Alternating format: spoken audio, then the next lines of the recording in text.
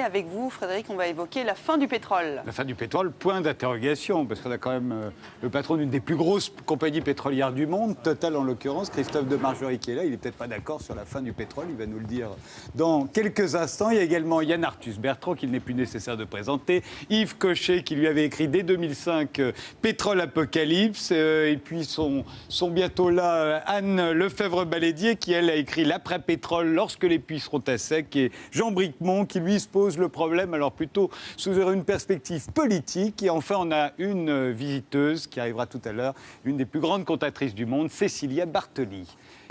Anne Lefebvre-Balédier, vous êtes journaliste scientifique, vous écrivez dans La Banque des Savoirs, dans Sciences et Avenir, vous êtes biologiste et océanologue, vous êtes l'auteur de L'après-pétrole, lorsque les puits seront à sec, qui vient juste d'être réédité. Yves Cochet, militant écologiste depuis 30 ans, vous avez été ministre de l'Aménagement du territoire et de l'Environnement du gouvernement de Lionel Jospin. Christophe de Margerie, vous, je vous ai entendu dire, il y en a encore pour 100 ans du pétrole. Moi, j'ai beaucoup apprécié, nous ne connaissons pas, votre définition de l'après-pétrole. Quand les puits ne produiront plus, il n'y aura plus de pétrole. C'est merveilleux comme explication. Parce que c'est ça la vérité. C'est-à-dire, l'important, ce ne sont pas les réserves, c'est notre capacité à produire.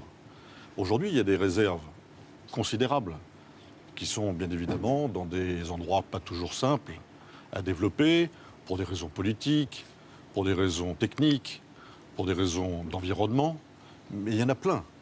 Et effectivement, aujourd'hui, notre problème majeur, ce n'est pas les réserves. Ce n'est pas pour combien de temps avons-nous des réserves. C'est combien pouvons-nous développer, combien pouvons-nous produire pour satisfaire la demande. Mais sinon, in fine, c'est ce que Madame a dit, c'est le jour où il n'y aura plus de puits qui produisent, il n'y aura plus de pétrole. Mais effectivement, c'est très long, c'est-à-dire... j'aime pas tellement dire ça, mais en tout cas, je ne serai certainement plus sur cette terre, et il y aura encore du pétrole. Yves Cochet, vous et Anne Lefebvre-Balédier, vous êtes d'accord avec, avec Christophe de Margerie ? Non, le point important, en effet, c'est le point d'accord, peut-être le seul avec Christophe de Margerie, ce n'est pas les 41 années de réserve. Ça voudrait dire qu'à la 40e année, le baril de pétrole vaudrait 10 000 $, ce qui voudrait dire qu'on ne le vendrait pas, on ne l'extrairait pas. Ce que nous faisons aujourd'hui, c'est que nous continuons à investir à un niveau d'investissement qui est bien supérieur à celui que nos résultats le permettent. Je veux dire, c'est des choses qui peuvent se trouver. Je suis pas en train de... quoi ? Pardon ? Investir dans quoi ? Investir d'abord dans de l'énergie, c'est-à-dire apporter à nos clients, à vos clients, à mes clients, parce qu'il n'y a pas deux catégories de clients. Il n'y a pas des clients propres et des clients sales. Il y a de l'énergie effectivement plus ou moins propre, mais in fine, il y a un seul consommateur. Et le consommateur, on a beau lui faire dire beaucoup de choses, ce qu'il veut, c'est pouvoir consommer. Il n'y a pas le consommateur soi-disant complètement vert et le consommateur noir. Ah si, de plus en plus. Anne Lefebvre-Balédier, on s'est trompé en 1948. Est-ce qu'il se pourrait qu'on se trompe aujourd'hui ? Ça, je sais pas, mais enfin, c'est bien que vous me demandiez d'intervenir, parce que j'avais justement envie d'intervenir. Sur autre chose, c'est que moi, je trouve que... Bon, on parle beaucoup de la fin du pétrole, il y en a qui ne croient plus du tout, et c'est comme par rapport au réchauffement climatique. Moi, quand je vois dans mon quartier, les gens... Enfin, l'hiver dernier, il faisait froid, on dit oui, le réchauffement climatique, c'est pas vrai. Je trouve que finalement... Bon, c'est assez dramatique, cette histoire de réchauffement climatique, même s'il y a encore beaucoup d'inconnus. Mais c'est une chance... parce que ça va pousser les politiques, peut-être, et ça les pousse, et ça pousse déjà certaines actions, à s'opérer contre cette consommation qui va croissante de pétrole, parce que le pétrole, ça induit quand même, outre le réchauffement climatique, tout un tas de pollutions depuis longtemps. De pollution au niveau du sol, de pollution au niveau de l'océan. Et moi, c'est ça qui m'a touchée en premier par ma formation. Donc voilà, je trouve que c'est... Et qu'il y a des choses qui se font. Donc j'en discutais tout à l'heure avec Yann Arthus Bertrand en lui disant que... Enfin, pour moi, il ne faut pas avoir un discours non plus catastrophiste et puis dire, c'est pas la fin du monde, mais enfin, présenter un tableau noir et puis ne présenter aucune solution, parce que des solutions, il y en a.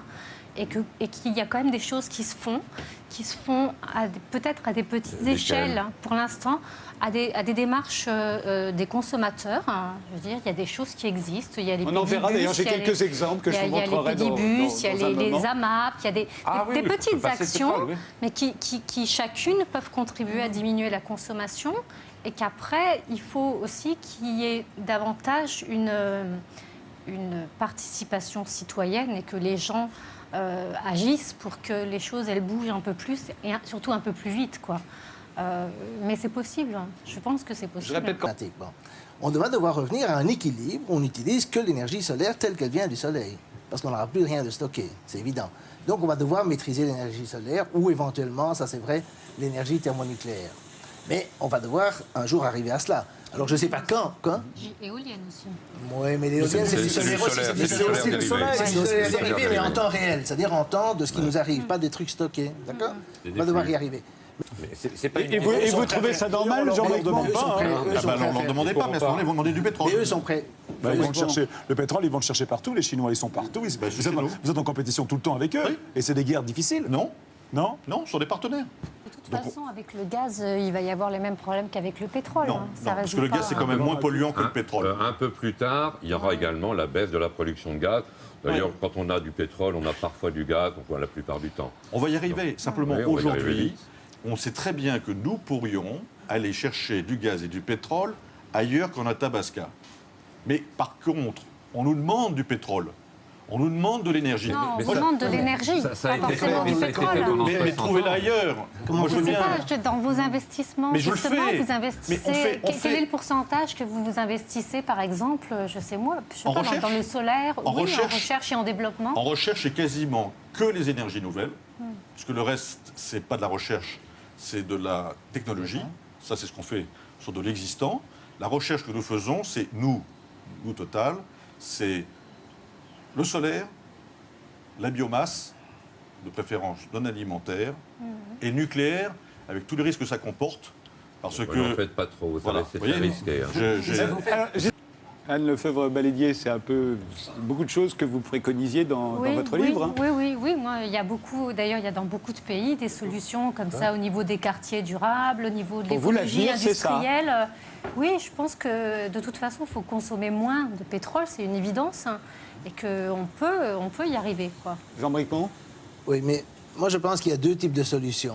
Et c'est pour ça que je ne suis pas tout à fait d'accord avec M. Cochet. C'est parce qu'il y a une solution qui est technologique, qui, en fait, fait quelque chose que les Verts n'aiment pas beaucoup, c'est jouer un maximum sur la science et la technologie pour permettre de Les consommer... gens sont tout à fait pour la science et la technologie. Pas tous, hein, pas tous. Loin de là. Et c'est... Oui, mais justement, pour ça, il faudra la développer très fort et arriver. Et par exemple, le nucléaire, c'est déjà. Ah, c'est très polluant. Non, ouais, c'est typique de. Non, je trouve ça étonnant que vous étiez contre le nucléaire à une époque où le problème du CO2 ne se posait pas. Maintenant que le problème du CO2 se pose, la question nucléaire se pose différemment. Mais néanmoins, la plupart des Verts, oui, ils sont toujours contre, je sais bien. Mais c'est bien ça le problème, c'est que vous n'avez pas changé d'avis, que les données ont changé. Mais enfin, bon. Anne Lefebvre-Balédier, vous intéressez à l'art lyrique? Non, pas vraiment. Non, je ne peux pas me dire là-dessus.